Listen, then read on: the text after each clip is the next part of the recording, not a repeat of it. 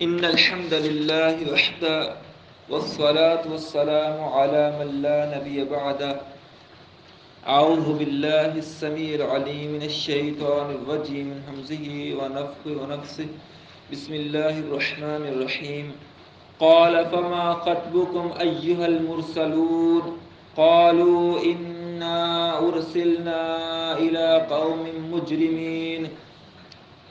27ویں پارے میں آغاز میں اللہ رب العالمین نے سورہ زاریات میں بیان فرمایا کہ جب فرشتے جو ہیں وہ لوط علیہ السلام کی قوم پر عذاب لے کر آئے، پہلے وہ پیچھے ذکر ہے کہ حضرت ابراہیم علیہ السلام کے پاس آئے، ان کو بیٹے کی خوشخبری دی، پھر اس کے بعد جو ہے وہ حضرت لوط علیہ السلام کے پاس آئے اور پھر جو ہے وہ وہاں سے ان کو اور ان کی بیٹیوں کو نکال لیا اور جو ہے وہ باقی سب لوگوں کو تباہ کر دیا۔ تو اللہ تعالیٰ فرماتے ہیں فَأَخْرَجْنَا مَنْ كَانَ فِيهَا مِنَ الْمُؤْمِنِينَ، تو اس میں سے جو بھی مومن تھے ان کو نکال لیا گیا۔ فَمَا وَجَدْنَا فِيهَا غَيْرَ بَيْتٍ مِنَ الْمُسْلِمِينَ، اس میں مسلمانوں کا صرف ایک ہی گھر ملا، وہ کون سا تھا؟ لوط علیہ السلام کا، اور کوئی مسلمانوں کا گھر نہیں تھا۔ تو یہاں مسلمین اور مؤمنین ایک ہی یعنی کہ اللہ تعالیٰ نے بیان فرمایا، یعنی وہ مومن ہوتا ہے وہ مسلم بھی ہوتا ہے، جو مسلم ہوتا ہے وہ مومن بھی ہوتا ہے، ٹھیک ہے نا۔ تو اگرچہ اسلام اور ایمان اس کی دو علیحدہ ڈیفینیشن ہے، لیکن دونوں ہی لازم و ملزوم ہیں، یعنی کہ ایمان کے بغیر اسلام نہیں اور اسلام کے بغیر ایمان نہیں ہے۔ تو آگے اللہ تعالیٰ نے حضرت موسیٰ علیہ السلام کا ذکر فرمایا اور فرعونیوں کے غرق ہونے کا، اور تھوڑا سا سمود کا، قوم سمود کا اور نوح علیہ السلام کی قوم کا بھی تذکرہ فرمایا۔ تو اس سورہ مبارکہ میں سورہ زاریات میں اللہ تعالیٰ نے انسان کی تخلیق کا مقصد بیان کرتے ہوئے فرمایا وَمَا خَلَقْتُ الْجِنَّ وَالْإِنسَ إِلَّا لِيَعْبُدُونَ، ہم نے جنوں اور انسانوں کو فقط اپنی عبادت کے لیے پیدا کیا ہے۔ یعنی کہ لوگ جو ہے وہ ہم پیدا عبادت کے لیے ہوئے ہیں، لیکن لوگ ترجیح اس کو دیتے ہیں، زیادہ وقت اس بات میں گزارتے ہیں کہ کیسے جو ہے وہ رزق کمایا جائے، اور رزق کے دھن میں لگے رہتے ہیں، اور پھر وہ نماز تک نہیں پڑھتے یا اللہ تعالیٰ کے دین کا کوئی کام نہیں کرتے، بلکہ وہ رزق کے پیچھے لگے رہتے ہیں۔ تو اللہ تعالیٰ نے آگے فرمایا ما اريد منهم من رزق وما اريد ان يطعمون، ہم ان سے رزق نہیں مانگتے، ہم یہ نہیں چاہتے کہ رزق دیں اور نہ یہ چاہتے ہیں کہ وہ ہمیں کھلائیں، ٹھیک ہے نا، بلکہ کیا ہے ان اللہ هو الرزاق ذو القوۃ المتین، بلکہ اللہ رب العالمین رزاق ہے، وہ سب کو کھلانے والا ہے، رزق دینے والا ہے، ذو القوۃ المتین، وہ بڑی قوت والا بھی ہے۔ تو اللہ تبارک و تعالیٰ خود یعنی رزق دیتے ہیں، اور ہمیں جو ہے وہ ہم سے رزق نہیں مانگتے، ہمیں رزق کی جو ہے نا وہ نہیں پرواہ کرنی چاہیے، بلکہ زیادہ پرواہ کرنی چاہیے کہ اسلامی احکام پر کیسے عمل کرنا ہے۔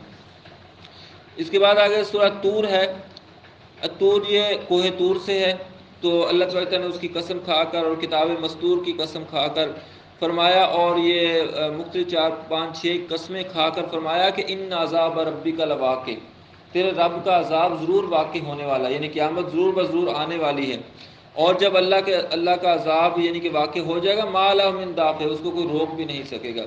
تو اس سورہ مبارکہ کے اندر اللہ تعالیٰ نے جہنم اور اہل جہنم کے جو کچھ عذاب ہیں ان کا تذکرہ اللہ تعالیٰ نے فرمایا، اور پھر آگے جو ہے وہ اللہ تعالیٰ نے متقین کے حوالے سے کہ ان المتقین فی جنات و نعیم، کہ متقین جو ہیں وہ باغوں کے اندر اور نعمتوں کے اندر ہوں گے، ان کو کیا کیا نعمتیں ملیں گی، یہ کافی ساری نعمتیں اللہ تعالیٰ نے یہاں پر ذکر فرمائی۔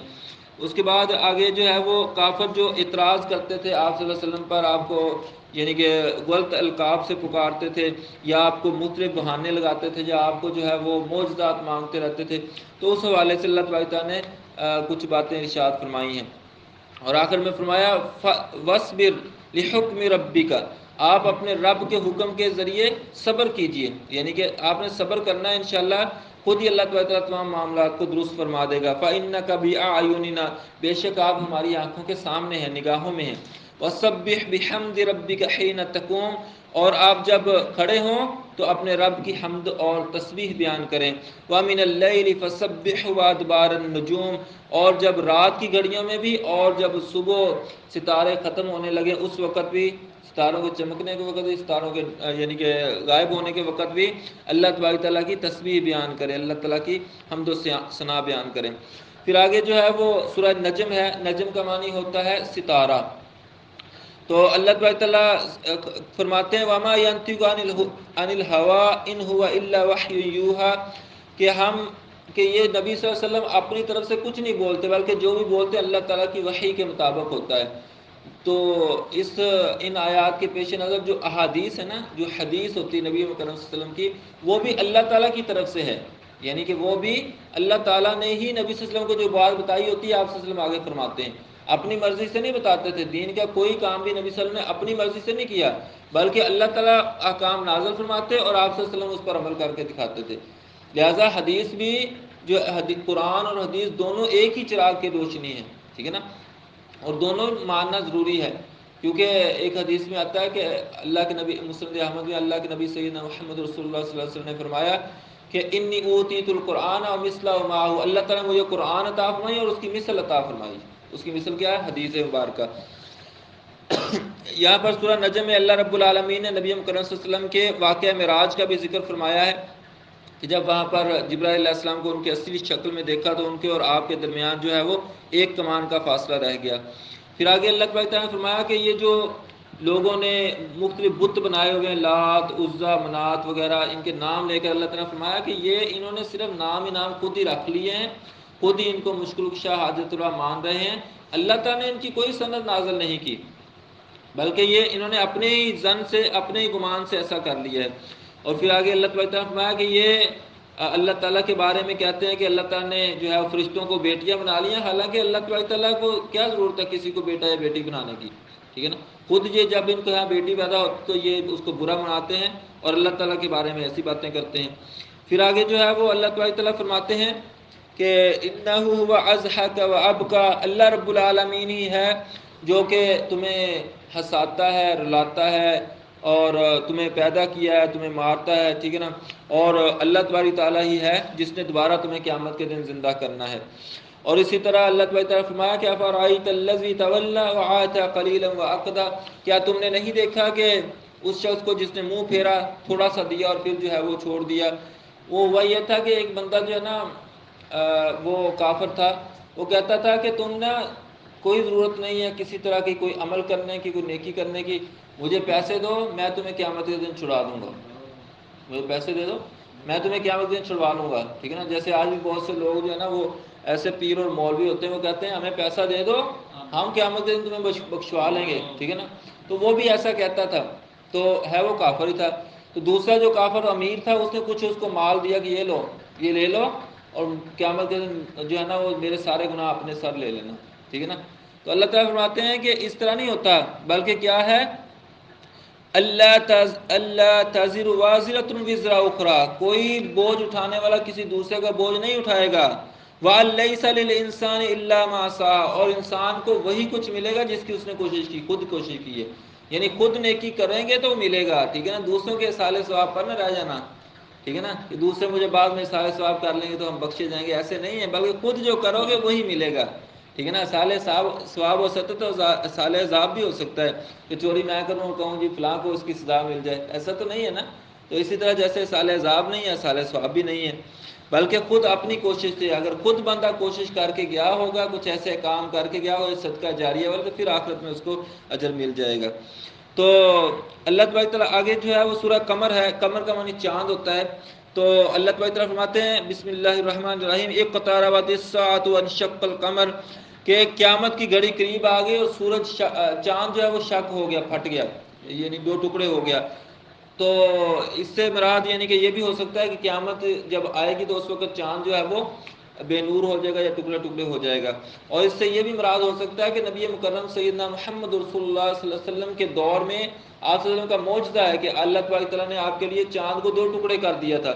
اور صحیح بخاری شریف میں ہے غالباً انس رضی اللہ عنہ سے وہ کہتے ہیں کہ ہم نے نبی صلی اللہ علیہ وسلم کے دور میں خود دیکھا کہ چاند جو ہے نا وہ دو ٹکڑے ہوا اور پہاڑ کے آدھا اس طرف اور آدھا اس طرف گر گیا، پھر دوبارہ بعد میں جڑ گیا۔ تو اللہ تعالیٰ ہوتے ہیں کہ چاند اگر اب ٹوٹ سکتا ہے تو قیامت کے دن بھی ٹوٹ سکتا ہے، اور قیامت آنے میں کوئی شک والی بات نہیں ہے۔ تو سورہ قمر کے اندر اللہ تعالیٰ نے اپنے مختلف انبیاء علیہ السلام کا بھی ذکر فرمایا، ان کی دعوت کے حوالے سے اور ان کی جو قوموں پر عذاب ہے اس حوالے سے بھی، جیسے قوم نوح کے بارے میں اللہ تعالیٰ نے فرمایا ان پر جو عذاب آیا، پھر قوم عاد اور سمود کا ذکر فرمایا، اور لوط علیہ السلام کی قوم پر جب عذاب ہے اس کا تذکرہ فرمایا۔ تو اس سورہ آگے جو ہے وہ فرعونیوں کے عذاب کا بھی ذکر فرمایا. تو اس صورت میں اللہ تبارک تعالیٰ نے نا بار بار 4-5 مرتبہ دہرا کے تکرار کے ساتھ فرمایا وَلَقَدْ يَسَّرْنَا الْقُرْآنَ لِلذِّكْرِ فَهَلْ مِن مُدَّكِرٍ، کہ ہم نے قرآن کو سمجھنے کے لیے آسان کر دیا، تو ہے کوئی سوچے سمجھے، کوئی غور و فکر کرنے والا ہے تم میں سے؟ یعنی غور و فکر کرو تو قرآن جو ہے یہ تو سمجھنے والوں کے لیے بڑا آسان ہے. تو اس آسان قرآن کو سمجھنے کی کوشش کرنی چاہیے، اس پر عمل کرنے کی کوشش کرنی چاہیے. پھر آگے جو ہے وہ سورۃ الرحمن ہے، اور سورۃ الرحمن میں اللہ تبارک تعالیٰ نے پہلی آیت میں الرحمن، رحمان اللہ تبارک تعالیٰ کا نام ہے، ٹھیک ہے نا، جیسے اللہ کا نام ہے نا، اسی طرح رحمان بھی اللہ تعالیٰ کا نام ہے. تو یہ اللہ، جیسے کہ پیچھے ہم نے پڑھا تھا نا سورہ بنی اسرائیل کی سیکنڈ لاسٹ آیت میں قُلِ ادْعُوا اللَّهَ أَوِ ادْعُوا الرَّحْمَٰنَ، اللہ تعالیٰ کو اللہ کہو یا رحمان کہو، سارے ہی اللہ تعالیٰ کے اچھے اچھے نام ہیں، ٹھیک ہے نا. تو رحمان اللہ کا نام ہے، کسی اور کو رحمان نہیں کہنا چاہیے، بلکہ کسی بندے کو کہنا تو عبد الرحمان کہنا چاہیے. ایسے ہی ہے نا، ہمارے یہاں ویسے اس چیز کا لحاظ کام ہی رکھا ہے، تو عبد الرحمان نام رکھتے ہیں والدین، لوگ اس کو کہتے ہیں رحمان ادھر آ، ایسے کہتے ہیں نا. اور اسی طرح جو ہے وہ ٹون کا نام رحمان رکھ دیتے ہیں، حالانکہ عبد الرحمان ہونا چاہیے، ٹھیک ہے نا. اور کسی جو ہے وہ مارکیٹ کا نام، دکان کا نام الرحمان رکھ دیتے ہیں، ٹھیک ہے نا، نہیں، عبد الرحمان ہونا چاہیے. الرحمان اللہ تعالیٰ کا نام ہے، یہ کسی اور چیز کا نہیں ہونا چاہیے. تو اللہ تبارک تعالیٰ نے اس میں اندر فرمایا سورہ الرحمن میں الرحمن علم القرآن، اسی نے قرآن کی تعلیم دی ہے، اور خلق الانسان، اسی نے انسان کو پیدا بھی فرمایا ہے. تو اس سورہ مبارکہ کے اندر اللہ تبارک تعالیٰ نے کوئی 30 سے زیادہ مرتبہ فرمایا فَبِأَيِّ آلَاءِ رَبِّكُمَا تُكَذِّبَانِ، تم اپنے رب کی کون کون سی نعمت کو جھٹلاؤ گے، بار بار تکرار کے ساتھ. اور پھر مختلف نعمتوں کا بھی ذکر فرمایا، دنیاوی نعمتیں بھی جو اللہ تعالیٰ نے پیدا فرمائی ہیں، جو انسان کو پیدا فرمایا، جو عطا فرمایا، جو جو ہے وہ دریا رواں فرمائے، اس حوالے سے بھی. اور پھر جو ہے وہ موت کے حوالے سے، پھر اس کے بعد جو ہے وہ حشر کے حوالے سے، قیامت کے دن کے حوالے سے، پھر آگے جو ہے وہ جنت کی جو نعمتیں اس حوالے سے. اللہ تعالیٰ نے اپنی مختلف نعمتیں جو دنیاوی بھی اخروی بھی ساری نعمتیں ذکر فرما کر بار بار فرمایا فَبِأَيِّ آلَاءِ رَبِّكُمَا تُكَذِّبَانِ، تم اپنے رب کی کون کون سی نعمت کو جھٹلاؤ گے. تو اس صورت میں اللہ تعالیٰ نے یہ بھی فرمایا کہ کل من علیہا فان ویبقى وجہ ربک ذو الجلال والاکرام، ہر چیز نے فنا ہونا، صرف تیرے رب ذو الجلال والاکرام کی ذات باقی رہے گی. اس کے بعد سورۃ الواقعہ ہے. سورہ واقعہ کے اندر اللہ رب العالمین، واقعہ کا مطلب ہوتا ہے واقعہ ہو جانے والی، وقوع پذیر ہو جانے والی، اور اس سے مراد قیامت ہے، یعنی قیامت واقعتاً ہی آ کر رہے گی. تو اس صورت کے اندر اللہ تعالیٰ نے 3 گروہوں کا ذکر فرمایا ہے کہ قیامت کے دن 3 گروہ بن جائیں گے، ٹھیک ہے نا. کنتم ازواج ثلاثہ، تم 3 گروہ بن جاؤ گے. اور فاصحاب المیمنہ، دائیں ہاتھ والے. دائیں ہاتھ والے کون ہوں گے؟ جن کو نامہ اعمال دائیں ہاتھ میں ملے گا، یہ نیک لوگ ہوں گے، انہوں نے کچھ گناہ بھی کیا ہوں گے، نیکیاں بھی کی ہوں گی، ان کے نیکیاں اور بدیاں دونوں جو ہے وہ پلڑوں کے اندر تولی جائیں گی، میزان کے اندر وزن کیا جائے گا. ان کی نیکیاں بہت زیادہ ہوں گی، گناہ بہت کم ہوں گے، ان کو نامہ اعمال دائیں ہاتھ میں ملے گا، یہ جنت میں جائیں گے. ان کی جو نعمتیں ملیں گی وہ بھی اللہ تعالیٰ نے یہاں ذکر فرمائیں. اور پھر دوسرے کون سے؟ اصحاب الشمال، بائیں ہاتھ والے. وہ کون سے ہوں گے؟ جن کو نامہ اعمال بائیں ہاتھ میں ملے گا، یہ کافر لوگ ہوں گے، ٹھیک ہے نا، یا مومنوں میں سے سخت قسم کے گناہ گار ہوں گے، ٹھیک ہے نا. تو ان کو جو ہے ان کی نیکیاں بہت تھوڑی ہوں گی، گناہ بہت زیادہ ہوں گے. ان کو نامہ اعمال جو ہے وہ پیچھے سے بائیں ہاتھ میں ملے گا. ان کو جو عذاب ملے گا وہ بھی اللہ تعالیٰ نے یہاں پر تذکرہ فرمایا. اور تیسرا گروہ کون سا ہوگا؟ والسابقون السابقون، اول ایمان لانے والے. وہ کون سے ہوں گے؟ یعنی کہ بغیر حساب کتاب کے جنت میں جانے والے. جیسے حدیث میں آتا ہے نا، اللہ کے نبی صلی اللہ علیہ وسلم نے فرمایا میری امت میں سے 70,000 لوگ بغیر حساب کتاب کے جنت میں جائیں گے. وہ کون ہوں گے؟ جو داغ نہیں لگواتے ہوں گے، دم نہیں کرواتے ہوں گے، اللہ تعالیٰ پر توکل اور بھروسہ کرتے ہوں گے، بدشگونی نہیں لیتے ہوں گے. تو اسی طرح یعنی کہ جو پائے کے مومن ہیں، متقین ہیں، اللہ کے جو ہے وہ نیک بندے، اللہ کے ولی ہیں، وہ یعنی کہ سابقون الاولون ہوں گے، وہ مقربین میں سے ہوں گے اور جنت کے اندر بغیر حساب کتاب کے داخل ہوں گے. اللہ تعالیٰ ہمیں ان کے اندر شامل فرمائے، آمین. اس کے بعد ہے اس پارے کی آخری سورہ سورہ حدید ہے. حدید کا معنی ہوتا ہے لوہا. تو اس صورت میں اللہ تعالیٰ نے لوہے کا ذکر فرمایا ہے، اور فرمایا کہ وَأَنزَلْنَا الْحَدِيدَ فِيهِ بَأْسٌ شَدِيدٌ، ہم نے لوہا نازل فرمایا. لوہا یعنی اللہ تعالیٰ نے خود اتارا ہے. لوہا نازل فرمایا فیہ بأس شدید، اس کے اندر سختی ہے بہت زیادہ، ومنافع للناس، لوگوں کے لیے فائدہ بھی ہے، اس میں لوگوں کے لیے فائدے بھی ہیں اور سختی بھی ہے. یہ اللہ تعالیٰ نے ایک سخت چیز بنائی، ٹھیک ہے نا. تو بعض سخت چیزیں ہیں ان کا بھی اللہ تبارک تعالیٰ نے منافع رکھا ہے، یعنی کہ اس کے اندر لوگوں کے لیے سہولت رکھی ہے. تو سورہ حدید کے اندر شروع میں اللہ تبارک تعالیٰ نے اپنی بہت زیادہ عزت اور شان اور جو ہے تعریف بیان فرمائی ہے. والاول والآخر، وہی اول ہے، سب سے پہلا بھی ہے، والآخر، آخر میں بھی وہی رہ جائے گا. اور والظاہر والباطن، اپنی جو ہے وہ قدرتوں کے ساتھ نمایاں بھی ہے اور جو ہے وہ چھپا ہوا بھی ہے. وَهُوَ بِكُلِّ شَيْءٍ علیم، اور ہر چیز کو جاننے والا ہے. اور فرمایا کہ هُوَ الَّذِي خَلَقَ السَّمَاوَاتِ وَالْأَرْضَ فِي سِتَّةِ أَيَّامٍ، وہی اللہ تبارک تعالیٰ جس نے 6 دن میں زمین و آسمان کو پیدا فرمایا. ثُمَّ اسْتَوَىٰ عَلَى الْعَرْشِ، پھر وہ عرش پر جا ٹھہرا. یہ پہلے بھی بیان ہوا تھا کہ اللہ تبارک تعالیٰ اپنے عرش پر ہیں، اور یہ آسمان سے اوپر، یہ 7 آسمان ہے ٹوٹل، اس کے اوپر جو ہے اللہ تعالیٰ کی کرسی ہے، اس کے اوپر اللہ تبارک تعالیٰ کا عرش ہے. تو اللہ تبارک تعالیٰ اپنی قدرت کے لحاظ، اپنے وجود کے لحاظ سے وہاں پر قدرت، سمع، بصر، دیکھنے سننے کے لحاظ سے ہر جگہ ہر چیز کو ہر وقت دیکھ رہے ہیں، سن رہے ہیں، اللہ تبارک تعالیٰ کے علم میں ہے. تو اس صورت میں اللہ تبارک تعالیٰ نے فرمایا کہ ہم نے تمہیں جو ہے وہ بہت ساری نعمتیں عطا فرمائی، مال و دولت عطا فرمایا، تو اس مال و دولت میں سے اللہ کی راہ میں خرچ کرو، اللہ کی راہ میں صدقہ خیرات کیا کرو، ٹھیک ہے نا. یہ تمہارا آخرت کے اندر بڑا فائدہ ہوگا اس سے. اور اگر جو ہے وہ نہیں کرو گے تو پھر جو ہے وہ بڑا نقصان بھی ہوگا. یعنی آخرت کے اندر کنجوسی کرنے کا کوئی فائدہ نہیں، کیونکہ دنیا کا مال دنیا کے اندر ہی رہ جانا ہے، اس کے ساتھ نہیں جانا. کوئی بھی یعنی کہ مرتا ہے اس کی جیب تو ساتھ نہیں ہوتی نا. تو اللہ تعالیٰ نے فرمایا سابقوا الی مغفرۃ من ربکم وجنۃ عرضها کعرض السماء والارض، دوڑو اور جلدی کرو اللہ تعالیٰ کی مغفرت اور جنت کی طرف، جس کی چوڑائی آسمان و زمین کے برابر ہے. اگر چوڑائی اتنی ہے تو لمبائی تو زیادہ ہوتی ہے نا چوڑائی سے، تو جنت کی لمبائی کتنی ہوگی اللہ تبارک تعالیٰ بہتر جانتے. بہت بڑی جنت اللہ تبارک تعالیٰ نے تیار فرمائی ہوئی ہے.